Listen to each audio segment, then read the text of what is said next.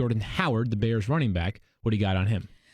Well, he made it through the game, but you weren't sure he was going to because we saw him coming in and out, aggravating the shoulder. A lot of the commentary after the game was how much he impressed his teammates.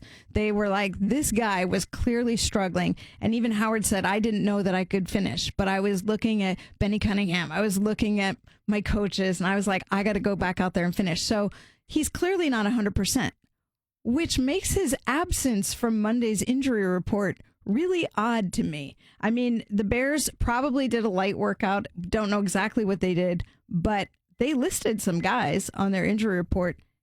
He's not listed. So I think there's not going to be a question about his status. It would surprise me if there was, because when you're not on the report on Monday for a Thursday game, unless you have a setback, you wouldn't expect to see him there. But I don't know. What do you expect from Jordan Howard? I think this certainly... a lot of guys, once they see they can play through something like that, they know they can go out and do it again.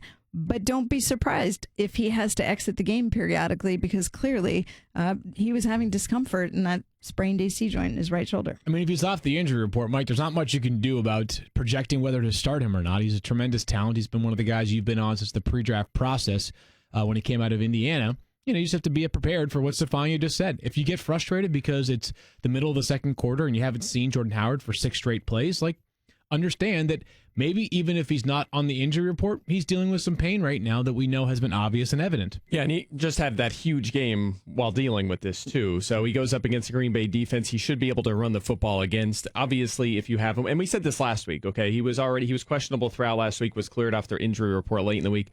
We all ranked him 15th or whatever it was. So same thing this week. If he's a go, and again, we talked about this yesterday, 67% of the touches in that offense have gone to Howard and Cohen. They're just running this offense through those guys. Even if he misses some time, he's going to be a workhorse. So keep him in there.